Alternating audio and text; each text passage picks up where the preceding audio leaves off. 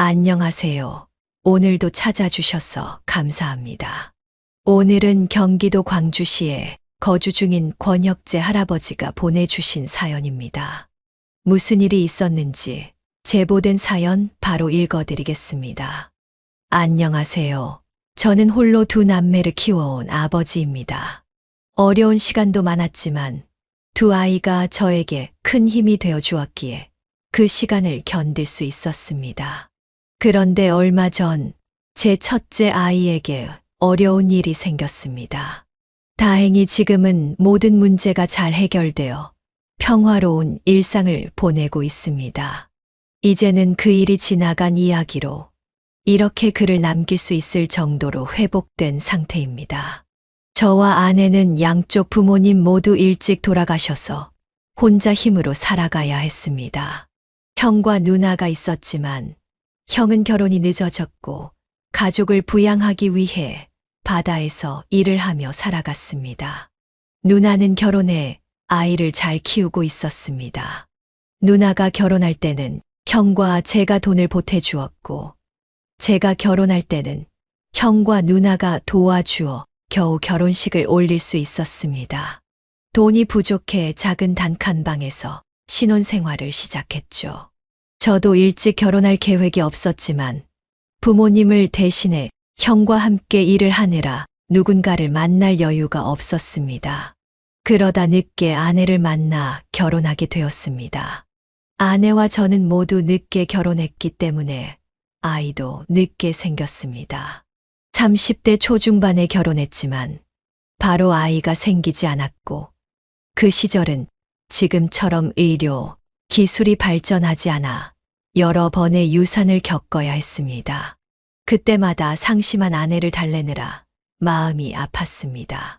그러다 제가 마흔이 다 될 즈음 아내가 30대 중반이 되었을 때 비로소 첫 아이가 찾아왔습니다. 건강한 아들이었고 그 기쁨은 이루 말할 수 없었습니다. 첫 아이를 품에 안았을 때 저는 세상을 다 가진 듯한 기분이 들었고 평생 눈물을 보이지 않았던 제가 눈물을 흘리기도 했습니다. 어렵게 얻은 아들이었기에 더욱 소중하게 느껴졌습니다. 그렇게 첫 아들을 4년 동안 키웠습니다. 우리는 아들이 너무 소중해 그 하나만으로도 만족하며 잘 기르기로 했지만 뜻밖에도 둘째 아이가 찾아왔습니다. 놀랍게도 이번엔 딸이었습니다. 사실 저는 아들도 좋았지만 아내를 닮은 딸도 보고 싶어 했는데 4년 만에 딸이 태어나니 더없이 기뻤습니다. 아내와 함께 기대하며 출산을 맞이했고 딸은 건강하게 태어났습니다. 눈, 코, 팔다리 모두 완벽했고 또래 아이들보다 건강하게 자랐습니다.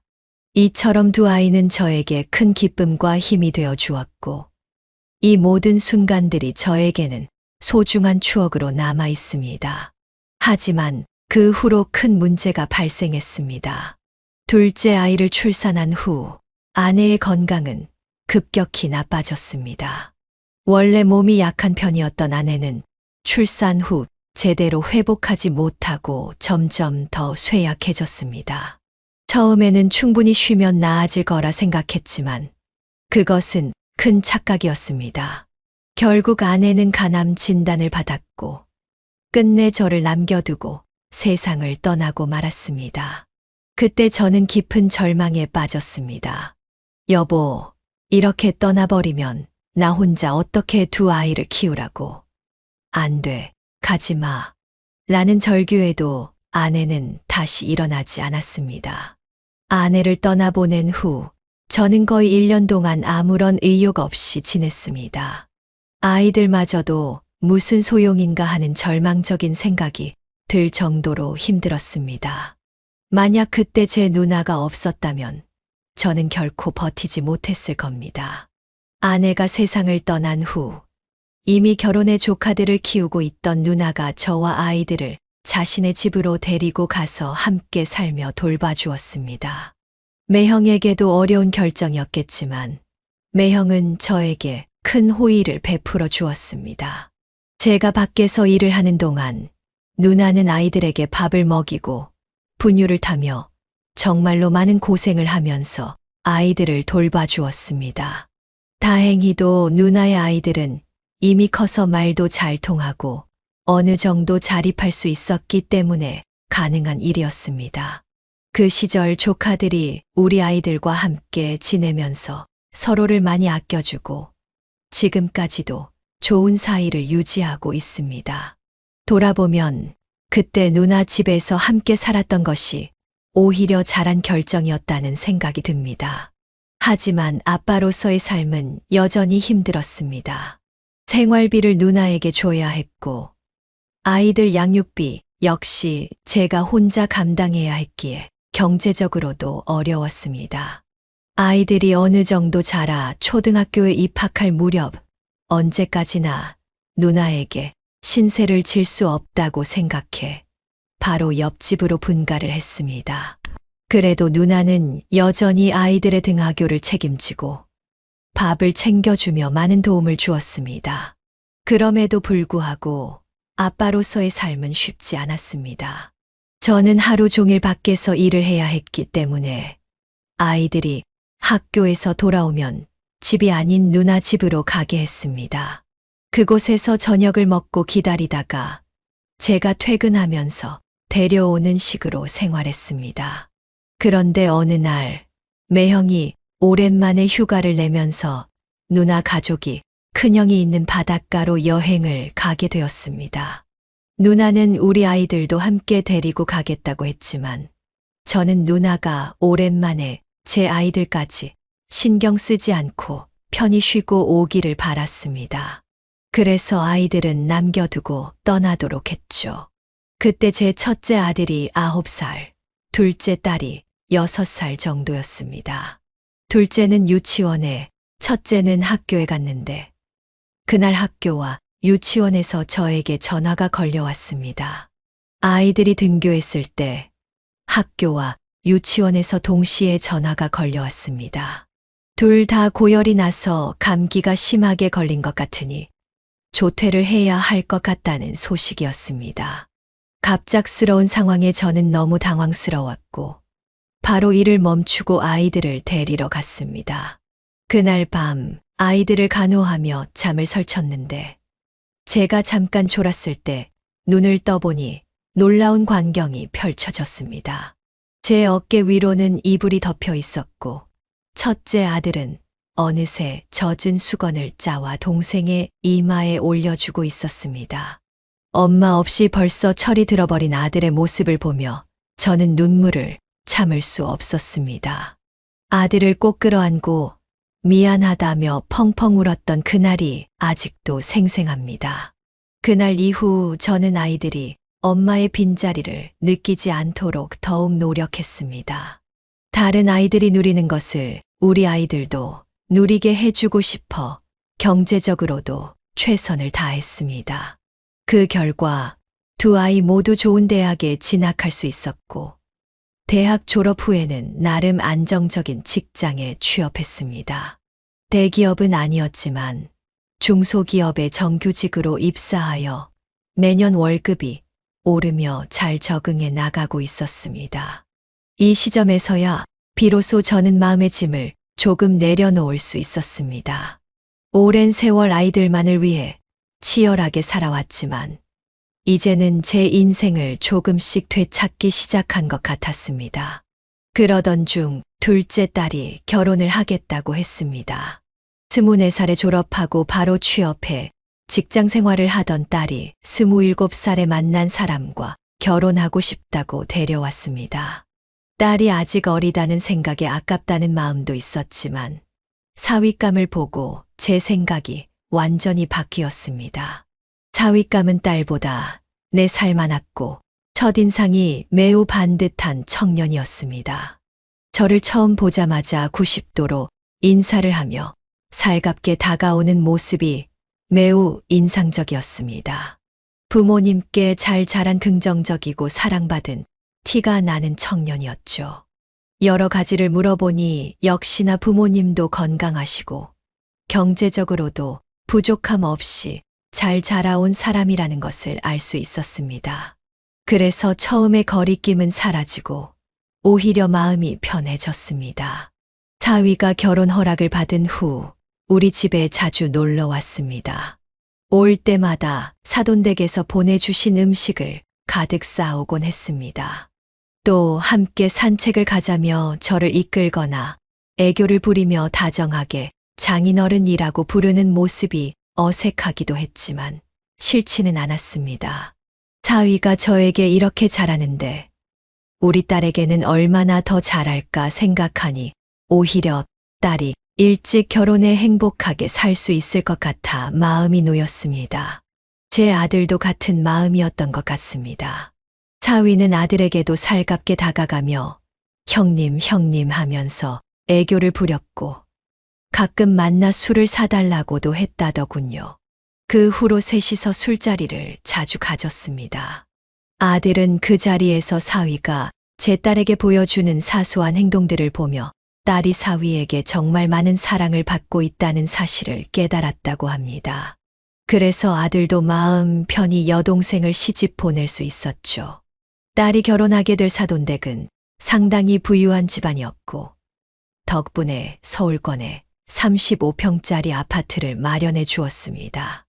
요즘 시대의 집부터 마련하는 것이 얼마나 어려운 일인지 잘 알기에 저는 그저 감사할 따름이었습니다. 그러나 걱정은 혼수 준비였습니다. 사돈댁에서는 혼수에 대해 큰 기대는 없다고 했지만 그래도 적당한 수준의 혼수를 채워줘야 하지 않을까 하는 부담이 있었습니다. 두 아이를 대학에 보내느라 재정적으로 여유가 없었기에 저는 대출을 받아 혼수를 마련할 생각이었습니다. 그런데 그때 예상치 못한 도움의 손길이 다가왔습니다. 그 손길은 다름 아닌 제 아들이었습니다. 어느 날 밤 아들이 퇴근 후 제 방에 찾아와 이렇게 말했습니다. 아빠, 민지 이제 혼수 장만해야 한다고 하는데 어떻게 하실 생각이세요? 저는 솔직하게 대답했습니다. 아빠가 모아둔 돈이 많지 않아서 대출을 좀 받으려고 해. 그쪽 집안에서 좋은 집도 마련해 줬는데 우리가 맞춰야 하지 않겠니? 그래서 대출 좀 받아서 혼수 마련할 생각이야. 민지한테는 비밀로 해라.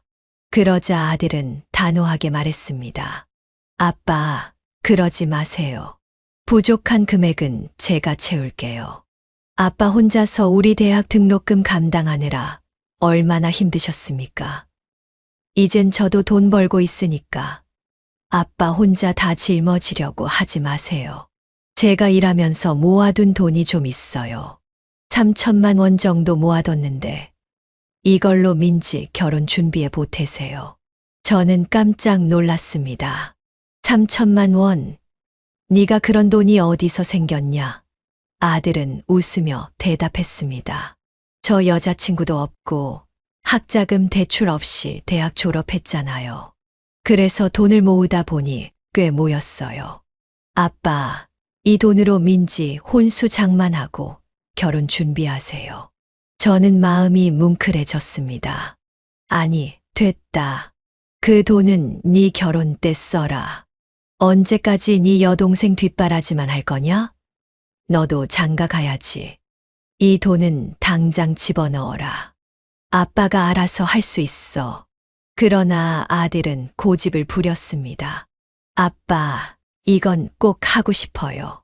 평생 우리만 위해 살아오신 아빠를 위해서라도 제가 이걸 하고 싶습니다. 그러니까 받아주세요. 결국 저는 아들의 마음을 받아들일 수밖에 없었습니다. 그래, 기특하다. 고맙다, 내 아들. 잘 쓸게. 너 결혼할 때는 아빠가 어떻게든 부족하지 않게 보내줄 테니 걱정하지 마라. 아들은 웃으며 감사합니다. 아빠라고 말했고, 저는 그 순간 아들이 참으로 자랑스럽고 고마웠습니다. 첫째 아들은 정말 악착같이 돈을 모으는 아이였습니다. 회사 다니면서도 최소한의 식비만 사용했고, 차도 사지 않고 대중교통을 이용하며 알뜰하게 생활했죠. 그런 아들을 보면서 자기 삶을 누리지 않고 사는 것 같아 늘 마음 한편이 무거웠습니다. 그런데 그렇게 모은 돈을 선뜻 내어 주었을 때 저는 미안한 마음이 컸습니다. 그래서 아들의 결혼 때는 꼭 좋은 집을 마련해 주겠다고 다짐했습니다. 그 후 몇 년 동안 아들은 여전히 혼자 지냈고 저는 가끔 결혼을 재촉하기도 했습니다. 그러던 어느 날 아들은 예고도 없이 결혼하고 싶다는 여자를 데리고 왔습니다. 딸이 결혼할 때와는 또 다른 감정이 들었죠. 딸이 결혼할 때는 아까운 마음이 들었지만 아들은 고생 끝에 여자를 만난 것이어서 애틋한 마음이 더 컸습니다. 그런데 아들이 데리고 온 여자는 조금 특이했습니다. 전형적인 요즘 젊은이의 모습을 가지고 있었는데 뭔가 모르게 꺼려지는 느낌이 있었습니다. 얼굴은 예쁘고 아들보다 3살 어렸으며 직장도 더 좋은 곳에 다니고 있었습니다. 처음 집에 와서 결혼 허락을 받을 때는 싹싹하게 인사도 잘하고 괜찮아 보였지만 대화를 나누면서 조금 이상한 느낌을 받았습니다. 제가 어떤 집안에서 자랐는지 궁금해서 물어봤는데 그녀는 이렇게 말했습니다. 저는 엄마랑 남동생이랑 같이 살아요. 부모님이 제가 고등학생 때 이혼하셔서 아빠는 집을 나가셨고 그 이후로 엄마와 지내고 있어요. 엄마는 지금 집에 계시고요. 저는 어머니 혼자서 딸이랑 아들 키우느라 고생 많으셨겠네요. 라고 답했죠. 그런데 그녀는 이렇게 덧붙였습니다. 그래도 제가 대기업에 들어갔으니 엄마는 성공한 인생이죠. 어릴 때부터 똑 부러진다는 소리 많이 들었지만 대기업까지 들어갈 줄은 몰랐어요. 게다가 정규직이라 안정적이고 돈도 꽤 벌고요. 아버님도 이런 며느리 얻으신 거 진짜 성공하신 거예요. 그녀의 말에 저는 조금 당황했습니다. 자랑이 너무 심해 겸손하지 못한 모습이 거부감으로 다가왔습니다. 하지만 당시에는 그 외에 특별한 문제는 없었기에 결혼을 허락했습니다. 예비 며느리도 저에게 잘 보이려는 노력은 하는 듯 보였습니다. 어느 날 갑자기 저에게 연락해 식사를 차려주고 싶다고 해서 그렇게 하라고 했습니다. 그러나 제가 며느리가 차려준 밥상을 보았을 때 깜짝 놀랄 수밖에 없었습니다. 약속한 주말, 며느리가 집에 찾아왔습니다. 그녀는 양손 가득 가리바리 싸들고 와서 저는 그 모습에 은근히 기대감이 들었습니다. 아이고, 며느리 솜씨 기대되는구나. 뭘 이렇게 많이 들고 왔어? 라고 묻자 며느리는 아버님, 조금만 기다리세요. 금방 차려드릴게요. 편히 쉬고 계세요. 라고 말하며 부엌으로 들어갔습니다. 저는 기대에 부푼 마음으로 식사가 준비되기를 기다렸습니다. 그런데 정말로 5분 만에 며느리가 저를 불렀습니다. 너무 빨리 준비된 것이 아닌가 싶어 살짝 당황스러웠지만 우선은 주방으로 갔습니다. 그리고 식탁을 본 순간 저는 어이없어 실소를 터뜨리고 말았습니다. 식탁 위에는 배달 음식이 그대로 포장 용기에 담긴 채로 쫙 깔려 있었던 겁니다. 배달 음식을 꺼내어 그릇에 옮겨 담지도 않은 채 그대로 식탁에 올려놓은 모습에 더욱 놀랐습니다. 그런데 제 실소를 감탄으로 오해한 며느리는 신나서 말하기 시작했습니다. 아버님 감동하신 거죠? 오늘은 진짜 스페셜 코스를 준비했어요. 자, 첫 번째로 소개해 드릴 건 요즘 애들도 환장하는 마라탕이에요. 그리고 이건 로제 찜닭인데 일반 찜닭이 아니라 스파게티 크림 소스로 만든 거예요. 마지막으로 이건 제가 진짜 좋아하는 샐러드예요. 여기에 달달한 요거트를 얹어 먹으면 환상이에요. 아버님, 이런 거 처음 드셔보시죠? 제가 다니는 단골집에서 사온 거라 맛은 제가 보장해요. 그 해맑게 말하는 며느리를 보며 저는 머리가 지끈거리는 듯 했습니다. 그녀가 저를 생각해 준비한 마음은 기특했지만 이게 정말 맞는 건가 싶은 생각이 들었습니다. 아들도 예상치 못한 상황에 당황해하는 게 눈에 다 보였습니다. 그러나 들떠있는 며느리에게 뭐라고 말할 수는 없어서 우선은 준비한 음식을 먹어보기로 했습니다. 하지만 그 식사는 정말 곤욕이었습니다. 마라탕은 냄새부터가 제 입맛에 맞지 않았고 로제찜 닭은 너무 느끼해서 도저히 먹을 수가 없었습니다. 그리고 샐러드는 생야채가 가득했는데 씹을 때마다 질기고 맛이 없어 차라리 오이를 먹는 게 낫겠다고 생각될 정도였습니다. 아무리 먹어보려 해도 도저히 입으로 넘길 수가 없었습니다. 그날 저녁 젓가락을 들고 음식을 앞에 두고 있었지만 도무지 먹기가 힘들었습니다. 그런데 눈치 없는 예비 며느리가 저를 보며 말을 걸어왔습니다. 아버님, 음식이 입에 안 맞으세요? 아휴, 우리 아버님 나이가 많아서 이런 음식은 안 맞으시나 봐요. 그래도 손주도 보고 하시려면 요즘 트렌드도 따라가셔야죠. 에이, 실망이에요. 제가 이렇게 준비했는데 거의 손도 안 대시다니. 저는 미안한 마음에 대답했습니다. 미안하다, 아가. 네가 기껏 준비해 줬는데 도저히 요즘 음식은 내 입맛에 맞지 않구나. 처음 먹어보는 거라 그런지 안 넘어가네. 너희 둘은 잘 먹으니 나머진 너희가 먹고 난 김치라도 좀 꺼내서 먹어야겠다. 그러자 며느리는 당황한 듯 어머 아버님, 김치라니 진짜 더 안 드실 거예요? 너무하세요. 그러지 말고 더 드셔보세요. 이거 먹다 보면 중독되는 음식들이에요.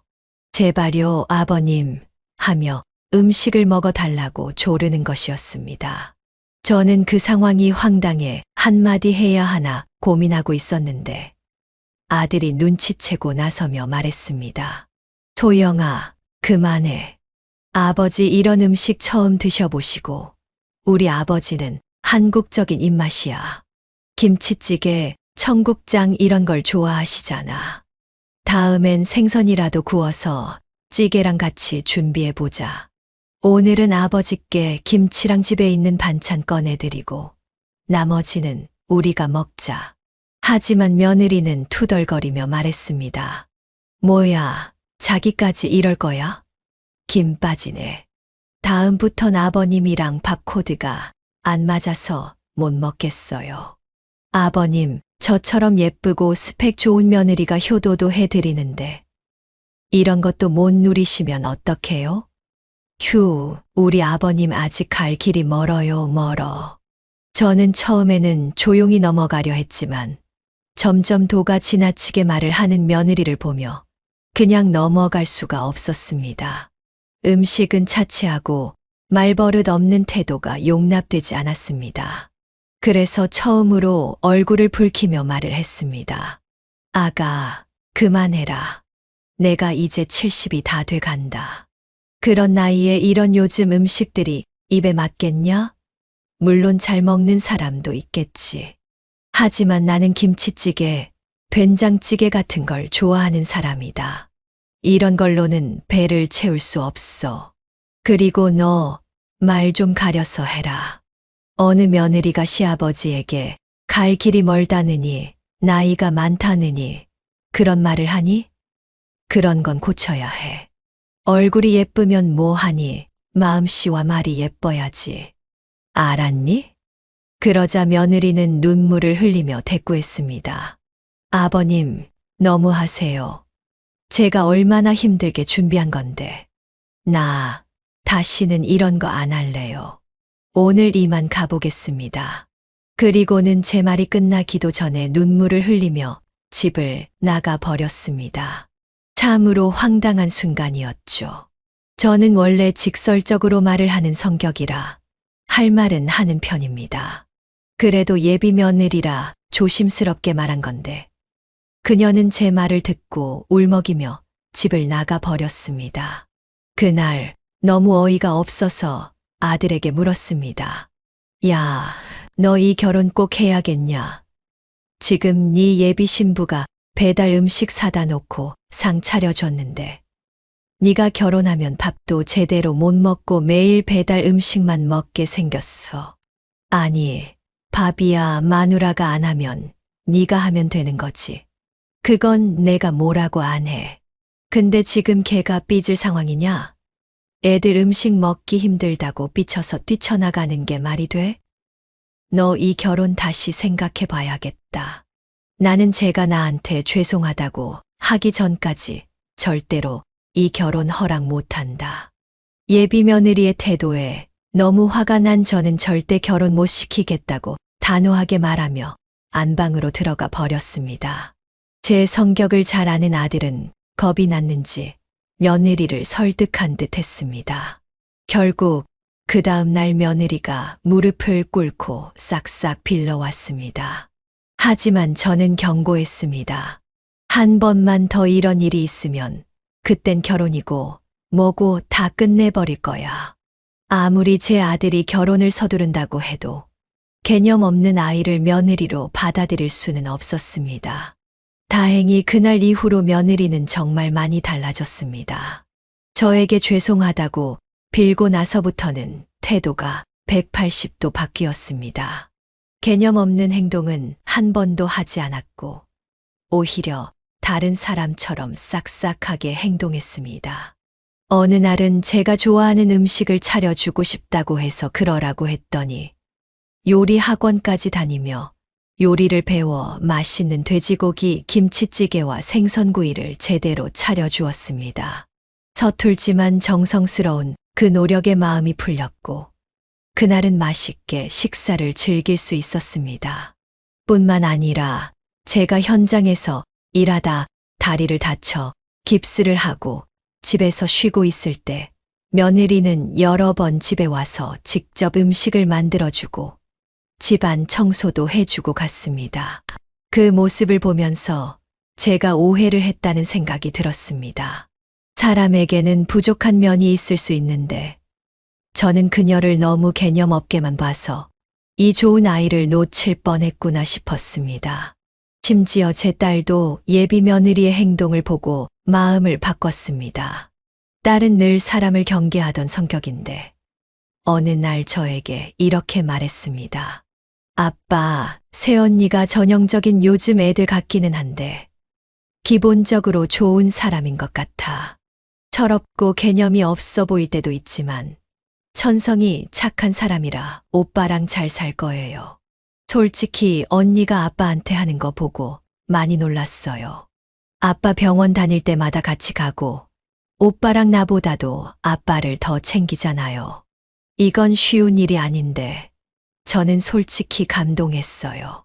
아빠, 걱정 안 해도 되겠어요. 딸의 이런 말을 들으니 저도 안심이 되었습니다.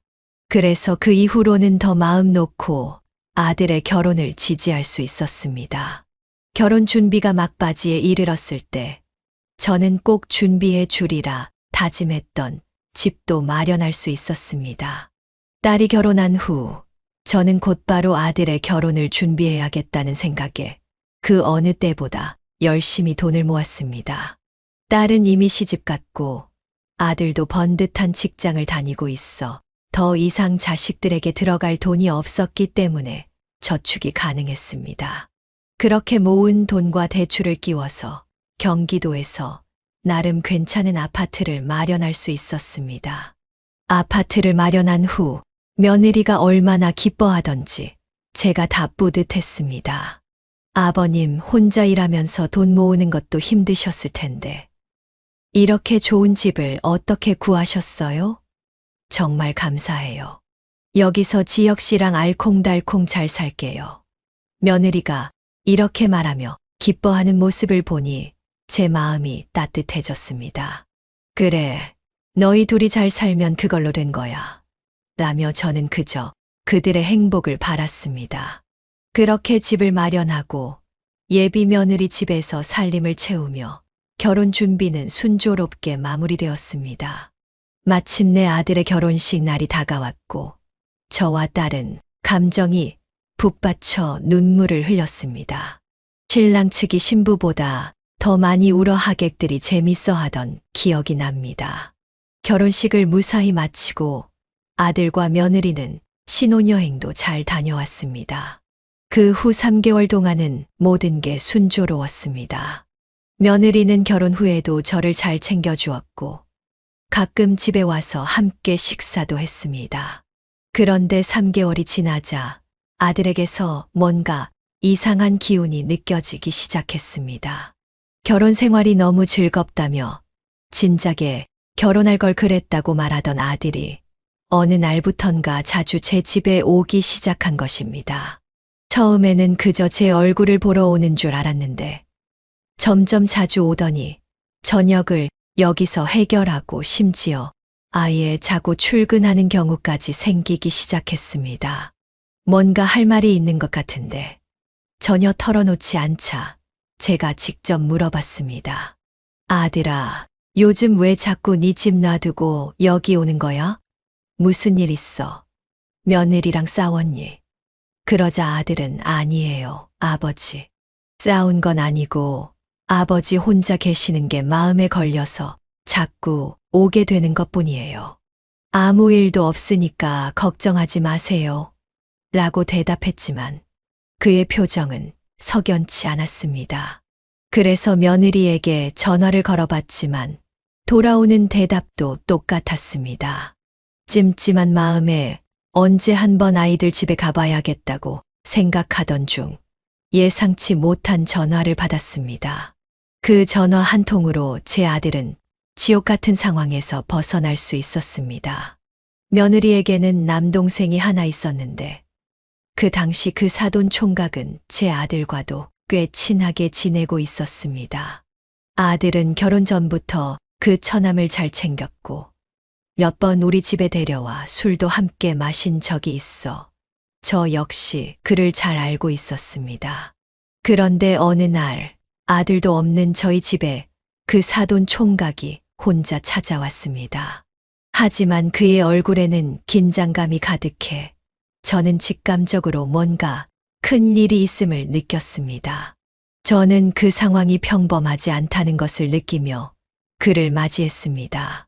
긴장된 분위기 속에서 그가 무슨 말을 꺼낼지 궁금했고 머릿속에는 온갖 생각이 스쳐 지나갔습니다. 저는 사돈 총각을 집으로 들이며 그가 찾아온 이유를 물었습니다. 그의 말이 이어지면서 저는 점점 더 큰 충격을 받을 수밖에 없었습니다.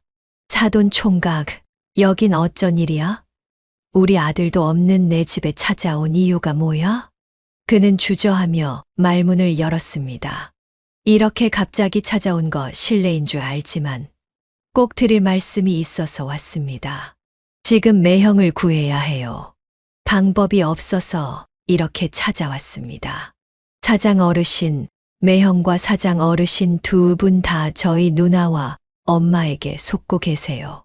그 두 사람 정말 무서운 사람들이에요. 우선 우리 누나가 대기업 정규직으로 일한다고 알고 계시죠? 사실은 그게 아니에요. 누나는 계약직이에요. 언제 잘릴지 모르는 계약직입니다. 그런데 어디를 가든 자신이 정규직이라고 말하고 다니며 그걸로 유세를 부리는 사람이에요. 저는 당황스러웠습니다. 뭐라고? 그럼 지금까지 정규직이라고 떠들고 다닌 게 다 거짓말이란 말이야? 네, 전부 거짓말입니다. 그리고 요즘 매형이 집에 자주 오시죠. 와서 자고 가는 일이 많아지지 않았나요? 맞아. 안 그래도 그게 이상해서 집에 가보려고 했던 참이었어. 그는 긴장된 얼굴로 말을 이어갔습니다. 지금 당장 가보세요. 저희 엄마가 그 집에 들어가서 살고 있어요. 그것도 혼자 안방을 떡하니 차지하고요. 그의 말을 들으며 저는 큰 충격을 받았습니다. 아들은 저에게 아무 말도 하지 않았기에 사돈이 그 집에 들어가 산다는 사실도, 게다가 안방을 차지하고 있다는 것도 전혀 몰랐습니다. 하지만 그 다음 이야기는 더 충격적이었습니다. 형님, 지금 당장 누나와 엄마를 내쫓아야 해요. 그 집 상황이 얼마나 엉망인지 아세요? 왜 매형이 자꾸 아버님 집으로 오는지 아세요? 저희 엄마랑 같이 사는 게 얼마나 힘든지 모를 겁니다. 우리 엄마는 도박꾼이에요. 우리 아빠랑 이혼한 것도 그 때문이었고요. 누나도 똑같습니다. 누나는 그래도 치맛바람만 불었지 도박에는 손 안 대던 사람이었어요. 그런데 계약직으로 일하게 되면서 돈이 모자라니까 도박에 손을 대기 시작했어요. 누나가 결혼하고 집이 생기니까 엄마와 함께 살던 집을 팔아버리고 그 돈으로 사치하고 도박을 했어요. 결국 엄마와 함께 매형네 집으로 들어가 빌붙은 거예요. 그는 말을 멈추지 않았습니다. 그런데 그게 끝이 아닙니다. 엄마랑 누나는 절대로 살림하는 사람들이 아니에요. 둘이 같이 있으면 집안이 엉망이 돼요. 매형네 집에 가보면 빨래는 온 집안에 널려 있고 주방은 치우지 않아 냄새가 진동해요. 매형이 처음엔 그걸 치우려고 했지만 이제는 포기하고 거실 소파에서 자고 있어요. 제 엄마는 넓은 침대가 필요하다며 아예 안방을 차지했고 매형은 그걸 감당하지 못해 저한테도 말 못하고 있던 거예요. 저는 더 이상 매형이 그렇게 살도록 놔둘 수 없어 사장 어르신을 찾아온 겁니다. 그의 이야기를 듣고 저는 말문이 막혔습니다. 이렇게까지 사정이 악화되어 있었던 것을 전혀 몰랐던 것이 너무나도 충격적이었죠. 저는 사돈 총각의 이야기를 들으며 두 귀를 의심할 수밖에 없었습니다. 그리고 그의 말이 이어질수록 저는 그 두 여자를 철저히 내쫓고 복수해야겠다는 결심을 하게 되었습니다. 사장 어르신, 매형이 왜 그동안 아무 말도 못했는지 아십니까? 사장 어르신이 기뻐하며 장가 보내주고 집도 마련해주고 결혼식장에서 눈물까지 흘리셨던 모습을 생각하며 도저히 말을 꺼낼 수가 없었다고 하더군요. 제가 몇 번이나 말씀드리라고 했는데도 아버지를 실망시키고 슬프게 할 수 없다며 꾸역꾸역 참아내던 매형의 모습에 제가 다 속이 터질 지경이었습니다. 하지만 더는 안 돼요. 매형이 이렇게 살면 평생 불행하게 살아야 해요. 그러니 사장 어르신이 좀 도와주세요. 저도 함께 돕겠습니다. 지금 그 두 여자들이 돈이 떨어지니까 저한테까지 돈을 가져오라고 압박을 넣고 있어요.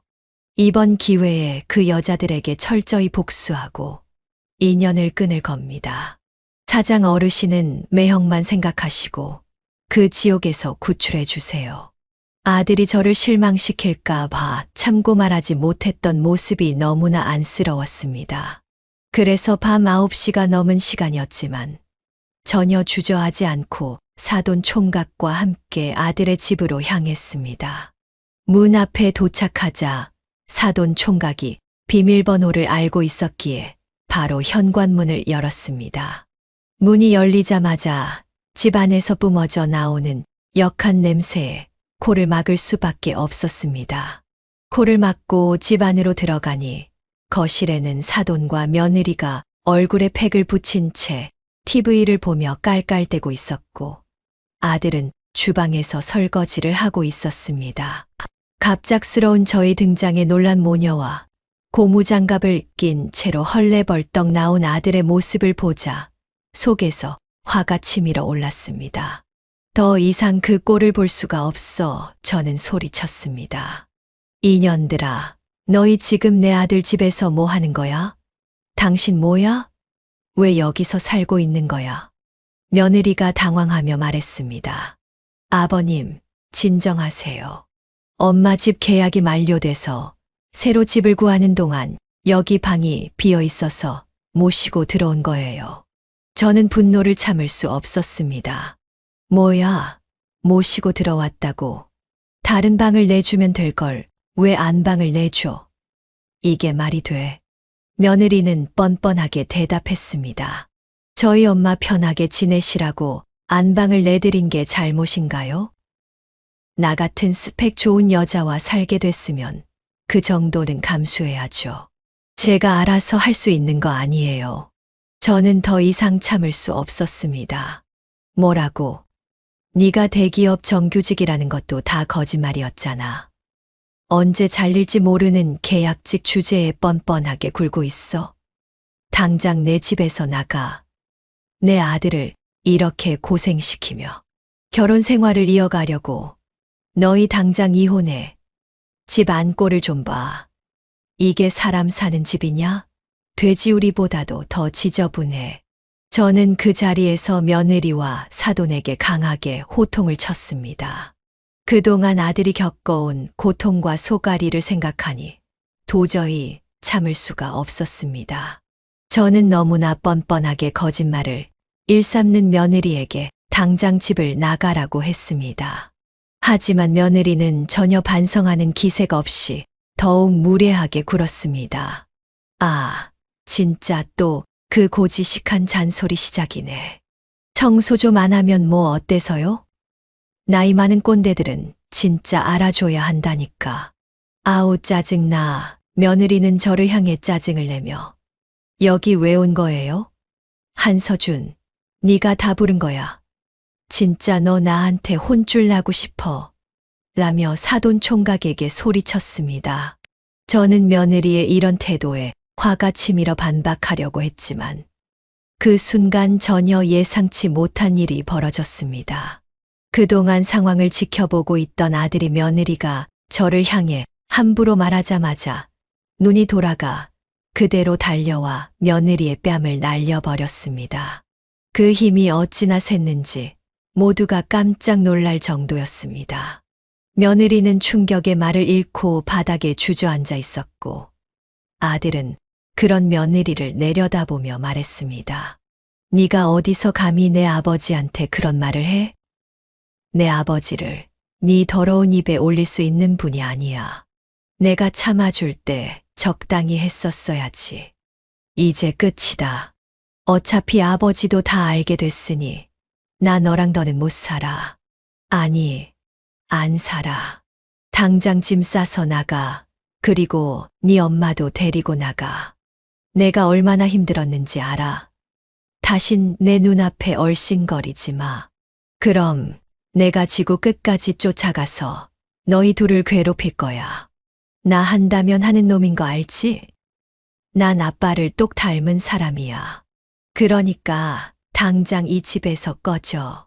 아들은 목에 핏대를 세우며 이렇게 외쳤고 그 모습에 겁에 질린 며느리와 사돈은 그대로 짐을 싸서 주랭랑을 쳤습니다. 사돈 총각도 그들을 따라 나가고 집에는 저와 아들만 남게 되었습니다. 소란이 끝나고 고요해진 집안에서 한참 동안 아무 말도 없이 앉아있던 중 제가 먼저 용기를 내어 아들에게 말을 건넸습니다. 아들아, 왜 그동안 말을 안 했니? 네가 이렇게 힘들게 사는 걸 알게 되면 내가 슬퍼할까 봐, 괴로워할까 봐 그랬니? 그래, 슬프고 괴롭다. 하지만 네가 그렇게 혼자서 끙끙 앓으며 참았다는 게 더 가슴 아프다. 왜 참았어? 왜 나한테 말을 안 했니? 말을 했어야지. 나한테 먼저 얘기했어야지. 그랬으면 이렇게 해결할 수 있었잖아. 아들은 고개를 떨구며 말했습니다. 아버지, 차마 그럴 수가 없었어요. 제가 장가가는 걸 얼마나 기뻐하셨는데 그런 아버지한테 제가 불행하다고 어떻게 말해요? 죽어도 못하겠더라고요. 하지만 이제 알게 되셨으니 저도 이 결혼 생활 끝내려고요. 다 정리할 거예요. 이제는 절대로 그 여자와 같이 못 살아요. 어차피 결혼 후 와이프가 조금 이상해지길래 혹시 몰라서 혼인신고도 안 했어요. 그러니 그냥 이대로 헤어지면 돼요. 그나마 잘한 건 혼인신고 안 한 것 같아요. 이제 그 여자들 다시 보고 싶지도 않아요. 정말 지긋지긋해요. 저는 아들의 말을 듣고 안쓰러운 마음에 다가가 그를 다독였습니다. 그래, 아들아. 그동안 정말 고생 많았다. 얼마나 혼자 속이 시끄러웠겠니. 잘 생각했어. 결혼을 포기하는 게 쉬운 일은 아니겠지만 네가 행복하게 사는 게 가장 중요하다. 네가 결혼하지 않아도 난 괜찮아. 네가 행복하게 사는 게 나에겐 가장 큰 만족이야. 그러니까 네가 하고 싶은 대로 해라. 저는 아들의 어깨를 감싸며 위로해 주었습니다. 아들은 결국 며느리와 이혼을 결심했고 바로 결별했습니다. 며느리는 잘못했다며 눈물로 용서를 구하려 했지만 저와 아들은 단호하게 그녀를 받아들이지 않았습니다. 그 끈질긴 사정에는 이유가 있었습니다. 그 모녀는 이미 집도 팔아버리고 남은 돈도 없어 아예 집도 절도 없는 신세가 되었기 때문입니다. 그러나 사돈 총각조차도 그들을 외면했습니다. 심지어 그는 누나의 정체를 폭로했고 그 소식은 삽시간에 퍼지며 누나의 재계약도 무산되었다는 소식이 전해졌습니다. 그렇게 며느리의 인생은 완전히 바닥을 치게 되었고 지금은 겨우 방 한 칸짜리 월세를 얻어 어머니와 함께 지내고 있다고 들었습니다. 사돈 총각은 그 이후로 두 사람과 완전히 연을 끊었고 더는 그들의 소식을 알지 못한다고 했습니다. 그는 그 뒤로 저희 가족과 더 자주 소통하며 잘 지내고 있습니다. 아들도 한동안은 힘들어했지만 지금은 모든 것을 훌훌 털어버리고 평범한 일상을 되찾았습니다. 한 가지 좋은 소식은 아들이 승진하게 되면서 지금은 아주 활기차게 지내고 있다는 것입니다. 아들이 상처를 이겨내고 씩씩하게 지내는 모습을 보니 참으로 기특합니다. 이 경험을 통해 저는 진정으로 깨달았습니다. 사람의 생김새가 다가 아니라 인성이 중요하다는 말을 새겨야 한다는 것을요. 앞으로 아들이 또 누군가를 만나게 된다면 그때는 정말 인품이 훌륭한 사람을 만나기를 바랍니다. 여러분도 인품이 훌륭한 사람들로 주변을 채우기를 진심으로 응원합니다. 제 사연을 들어주신 모든 분들 모두 행복하시길 바랍니다. 여기까지가 권혁재 할아버지의 사연인데요. 여러분은 어떻게 들으셨나요? 이 사연은 권혁재 할아버지가 보내주신 사연으로 사연자님의 입장에서 작성되어서 권혁재 할아버지님께 유리하게 작성되었을 수도 있습니다. 같이 댓글로 의견 나누어 보았으면 합니다. 권혁재 할아버지의 사연 영상이 주는 교훈이 유익하시다면 좋아요와 구독, 그리고 다른 지인에게 공유 부탁드리며 저는 그럼 다음 사연에서 뵙겠습니다.